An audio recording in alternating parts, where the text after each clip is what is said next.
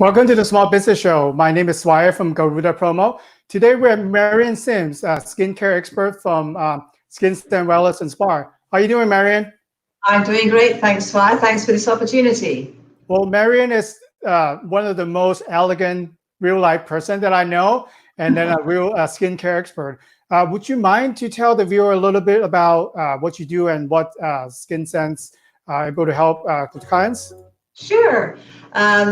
I've been in the skincare industry for over 30 years. I did my training in the UK. After I had trained, I traveled to South Africa to work in a salon, then went back to the UK and ran a training school for estheticians for about 4 years. I then came here, ran a training school for another 4 years before opening my own business. I'm also the co-founder of Skin magazine, which is a trade magazine for the industry. And I've done consulting as well. But my main love is actually being with my clients in the room and guiding people through their skincare routines so they can go home and take care of their skins on a day-to-day basis. And I've also studied cosmetic chemistries quite extensively because these days cosmetic chemistry in general is quite complicated. And I like to be able to answer clients' questions about product knowledge. So it's a very fun industry. I still love it. And obviously right now we're closed and shut down, but we will get back up and running as soon as we can. Yeah, because I remember when we are preparing for the show last week, we actually have a call. I think it was Wednesday last week, and you have your reopening set for last Thursday. But right now, this Monday, we're both in California. That Governor Newsom had ordered all the non-essential business to be shut down again. So would you mind to share a little bit more like how it's impacted by you, and then at a good note, how are you pivoting to try to help a client with their skins?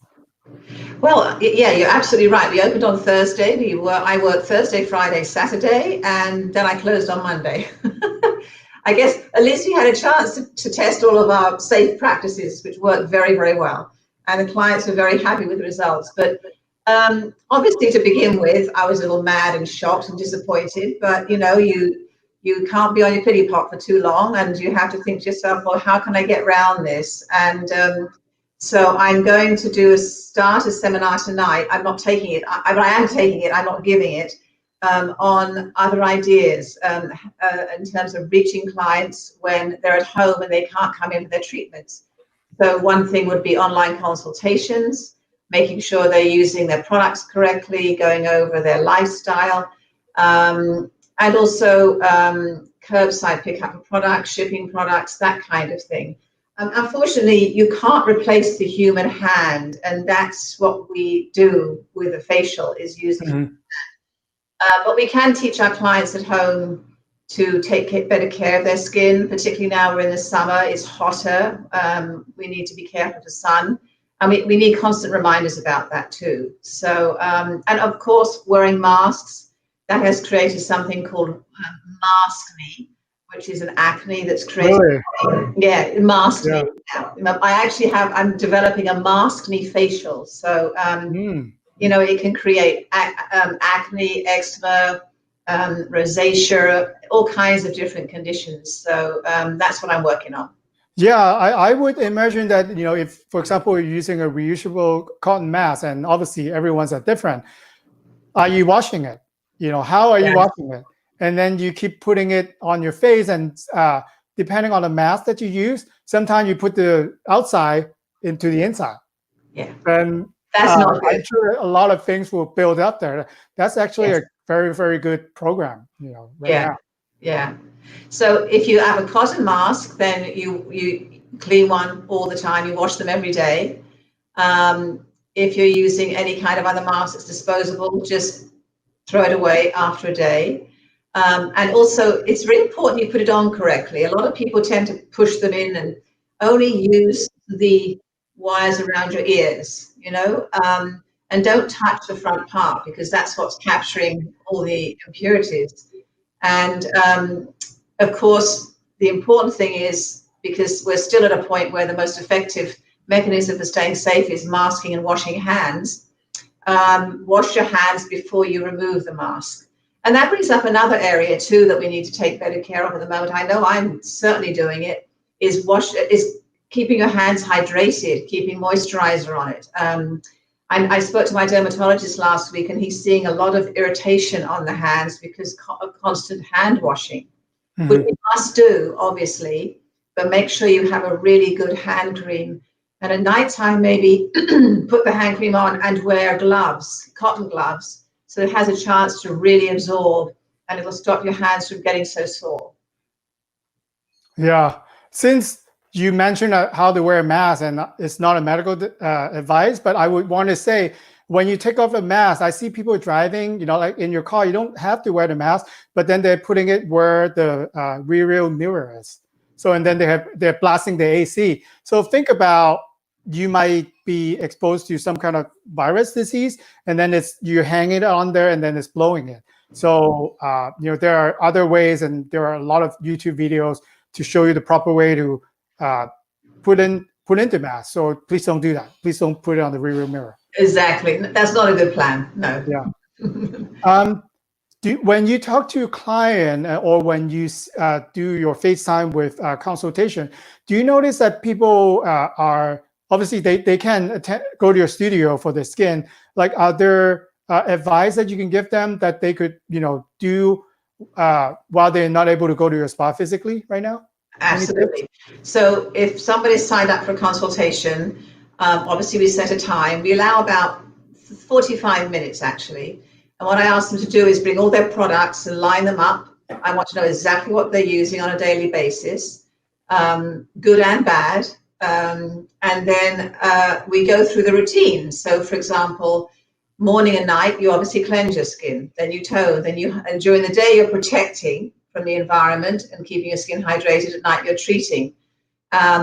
So we go through that entire routine. I see what they're using. If necessary, I'll have them read the ingredient list so that I can see if what they're using actually suits their skin type. Because so often people these days will buy things because of influencers, or because their friends told them a certain product works, or maybe they were shopping around on Amazon and they saw something that looked good and they thought that would be great for their skin. It may not always be the case. So we go through everything, and I relate the ingredients to the skin condition that they have at that particular moment. We also go through lifestyle, how they're dealing with stress right now, because everyone's super stressed at the moment. This is a very, very unusual time. And stress creates a lot of different conditions, including skin conditions. So we talk about that. Are they walking and exercising? Are they getting enough sleep if they possibly can? How much alcohol are they drinking? Are they drinking plenty of water? So all these things really contribute to looking after your skin. And then including in your basic routine at home, masking on a regular basis is really good. I'm not talking about the masks that you wear outside. I'm talking about skincare masks. That's really a good idea too, because that does actually help to keep the skin going. And there's some great at-home tools you can use as well. Gua sha tools. There's the quartz and rose rollers. There's some LED handheld lights, which is super good. And all these things, even though they're not the same as a facial, they actually keep your skin boosted until such time as salons reopen and we can all get back to business. Okay. Any advice, because we've been doing a lot of online meeting, like the one that we use, and we go on a lot of seminar, if any skin tip before people, because what I'm seeing is sometimes when we go on virtual meetings like that, like people don't take it as they would do an in-person meeting.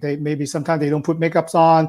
Normally they wear suits and tie. They wear t-shirts on. Any advice style-wise, they can do easy before preparing for the meeting? That's a really, really good point. I think just because we're at home, and because many of these kinds of calls, whether you're on Zoom or whatever platform you're on, you're in a more relaxed environment, doesn't mean you shouldn't step up and look the part. I think whenever you're going to be on camera, you need to imagine that you're on at work, or you're in front of people that can see very clearly what you're wearing and how you look. So quite frankly, I mean, when I go on camera like this, it's full makeup for me. And And actually, it makes you feel good too. Makes you feel more confident. Yeah, you're ready for it. Yes, you're ready for it. You step into your role, and I think you tend to express yourself better. I know that sounds odd, but that's a very, very good point, Swire. I think that it's very easy to get sloppy. It's very easy just to wear sweats and whatever. But I think, and that's fine when you're just doing phone calls or whatever it is, or it's a casual Zoom call with friends or a drinking party. But for a business, I think it's really important to wear the same kind of makeup as you would on a day-to-day basis, or even get some advice on how to use makeup to your best advantage for being on camera. For example, specific colors to wear, and certainly, a nice solid kind of lipstick and eyeshadow, and a makeup that's noticeable and makes you look that much more professional. And certainly all over makeup to even out the skin tone, because those things do show up on camera. Okay, that's good advice. I'm putting Marion's the phone number and email there. So what would you see, the future for the skincare industry? Obviously, and if you don't mind to share a little bit about the protocol that you've been taking while you opened last week, do people still want to be touched? I know it's important to be hands-on by a professional like yourself. Like, how would people adjust from consultation virtually and actually being physically touch and adjust the skin? That's also a very good question. So let's imagine you come for a facial. So the first thing you do is you let us know that you're here, that you've arrived for your appointment. We only take appointments at the moment. We don't just we don't take walk-ins, and we're not taking new clients for a time being either. We'll put new clients on a list, but because we have a backup of all our regular clients, we're just holding off a little bit. That doesn't mean to say I don't want to hear from people, because I do, and I'd love to do consultations and get them prepped. However, so you've arrived, you've let us know, we tell you, come on in, we're ready for you. The first thing we do when we meet you at the door, and you have to have a mask on, is we take your temperature. And we've already sent you 50 minutes before your appointment a waiver form that you filled out.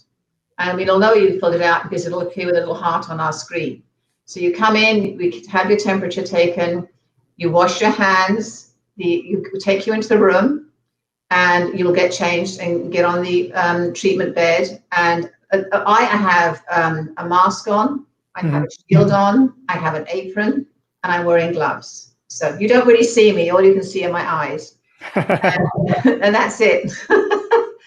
And then we get on with the treatment. And the treatments have been adapted. We're not, for example, allowed to use steam, so we use hot towels.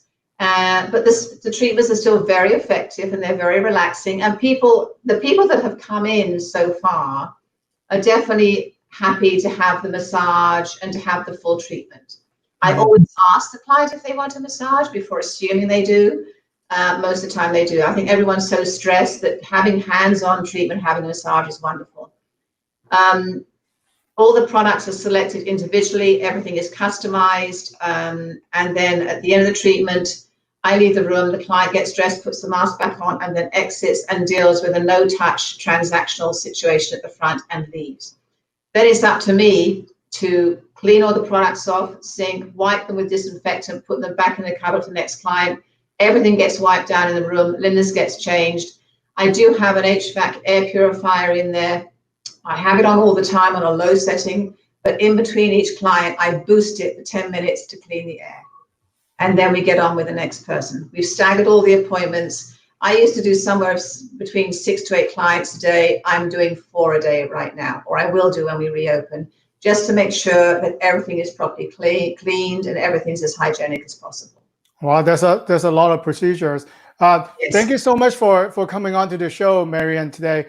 There's really no excuse to look bad in a virtual world. You can still look good, and absolutely take care on your certain ways. And do reach out to Marion, putting her email and phone number again for the virtual consultation. Thank you so much for coming on to the show today, Marion. My pleasure. Thank you so much for having me. I appreciate it. Take care. Bye. Okay. Bye-bye.